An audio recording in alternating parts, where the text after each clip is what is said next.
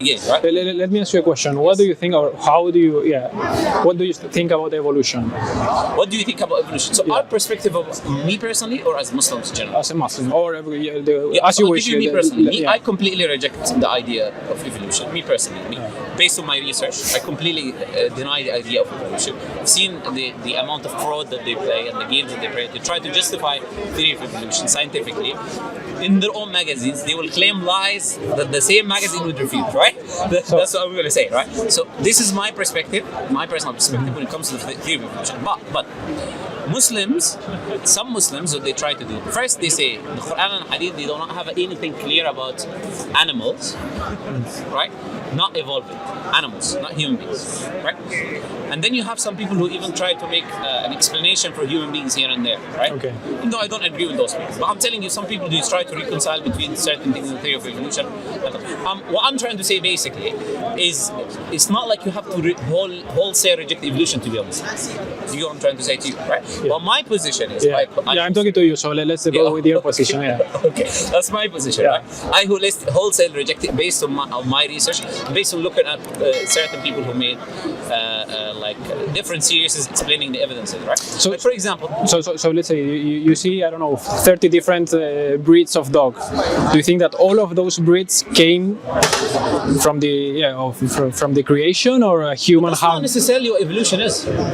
No, but like speciation, same for example, two different species mating with one, or two close species mating with one another, producing another species. No one is rejecting that. It can be observable. Like so we can modify a species. A horse and a donkey mole, right? A horse and a donkey have an intercourse and producing a mole. That's an observable thing that no one rejects. Okay. Right? But the point we're making is evolution does not. It's not about the idea of the same species. It's the idea of one species. Indeed. This is the problem. I mean, that's the extreme. Initially, the evolution means that you have one species and it starts to transition, and you have a deviation until it creates a fish, right? That starts walking, and then you have all of the creation today. You start from one species and it slowly starts to transition until it becomes from a cell. But where does it come from? How does it come to exist? You know the scientific answer? I watched a few documentaries, and it's not. I don't know. That's it. I mean, no, it's not. It's I don't know. It's I don't know. They say I don't know. Okay, but they say, look. I'll tell you what they say. They say thousands of years.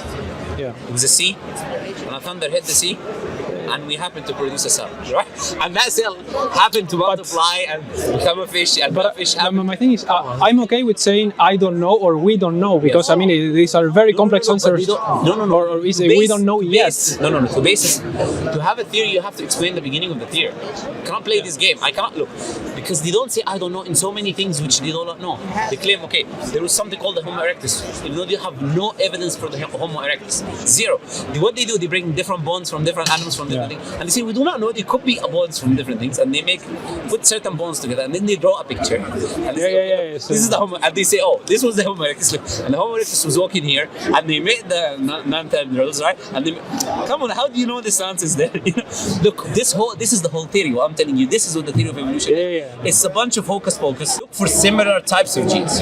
They discard a huge number of genes that are not in line in the study. They say to you in the study, in the paper, we discarded X amount of genes. That's why they did the same experiment with the banana, 50% or 60%. Just depends on which collection do you use and which method do you use to say this gene is in exact correlation with this gene, right? So because they use different ways and they ignore so much of the genes that are not in correlation, they discard it completely. They come to you with this lie that it's 99%. By the way, 199, 198. Yeah, I mean I pulled the number out of my head because no, but there's two. One says 98, one says 99. Right? It's not your problem. It's their problem, right?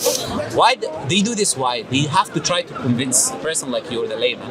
Look, we have evidence. The genes are the evidence. The fossil record is the evidence. You look at the fossil record. They say to you. No, but I mean when I see bears. Let's say I see 5 different species of bears. You have the grizzly, the polar, the black bear. I don't know. To me, they look very, very much the same, and it wouldn't be crazy to think that they come from the same place. It's very simple, and it is very. it would make sense to come from the same. They come from the same creator. When you look at iPhone, when you look at iPhone, different models of iPhone, they all look alike. They come from the same manufacturer, right? So there's no problem that they come from different. They come from the same manufacturer. But let me even answer you. What you called now is called homology. Homology has been debunked. Homology is that the similarities are due to common ancestors. It's what users said. That's the term for it. Scientific term. Okay. It's called homology. Homology has been debunked. Why? There are many reasons for it. For example, saber-toothed tiger. You can Google it. Saber-toothed tiger is a tiger with saber tooth. Yeah. The one does from not the come Ice from Age. any tiger ancestor, according to them, the theory. Right? So similarities are not due to common ancestry, anyways. And that's why when you open their books, they say similarities are due to common ancestry. They say the human being is the common ancestor of a horse and a mouse. Where is the homology? Where is the similarity? Yeah, no, I mean, where is the similarity between me and a mouse? You know. Well, if you think about it, I mean, you have two eyes, you have a mouth, you have a stomach. You look like a mouse. I think that I'm saying that we have many similarities to them. Yeah, I mean. No. We are very different as well. Yeah, but just because we have the same what we call attributes. Yeah, but like hands. No, my point is, if you are, I don't know, an alien from another universe, and I come here, or I see these two things, and both of them have four limbs, a mouth, two eyes.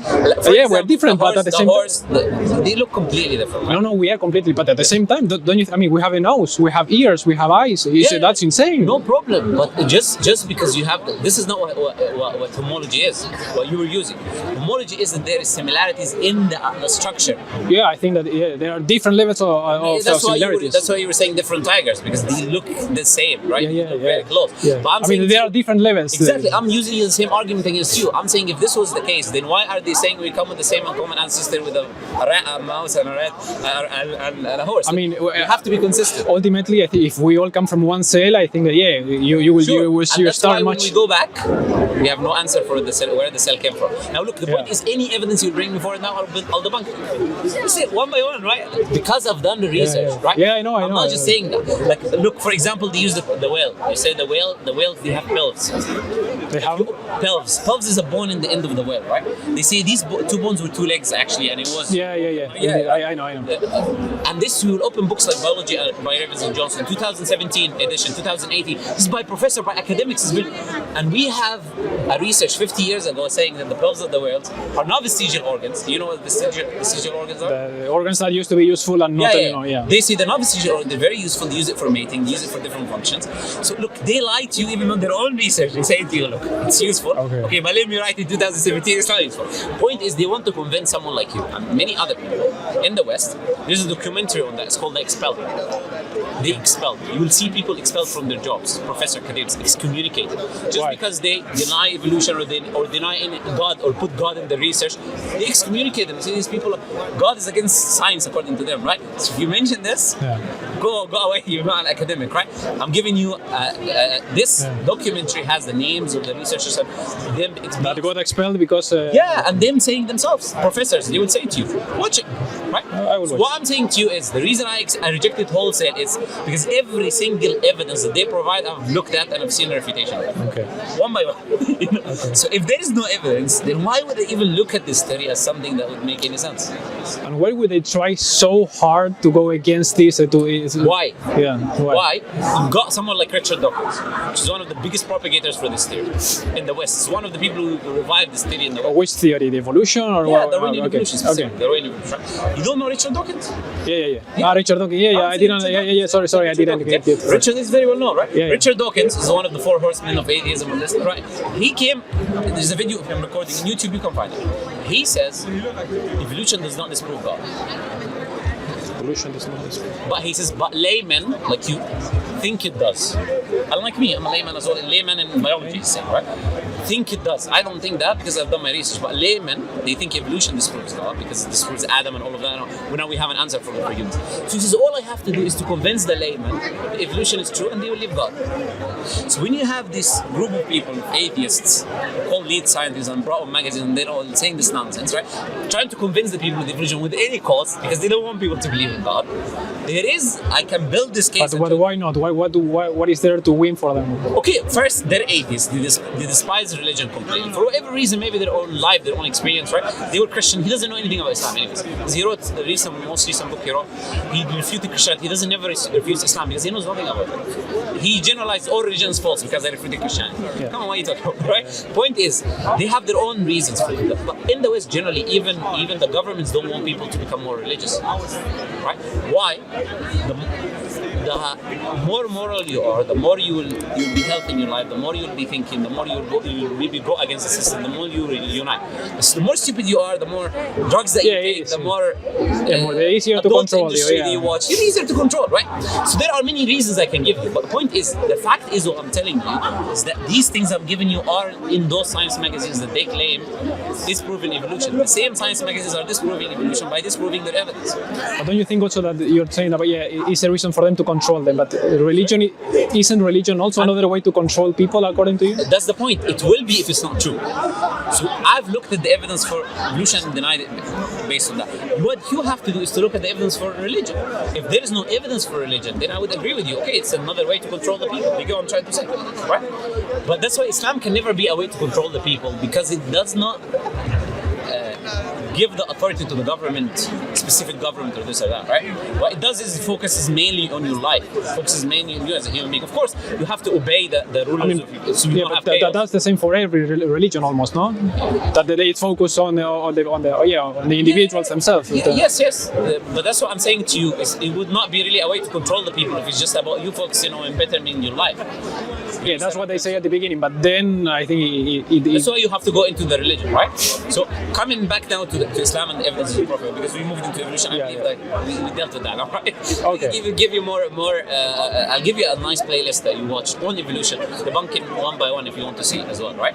قال يا عشيرتي جميعكم حتى ابنتي لا أغني عنكم فاعبدوا إلهكم ووحدوا. إذا أعجبك الفيديو لا تنسى الإعجاب والتعليق، ولكي يصلك كل جديد اشترك الآن.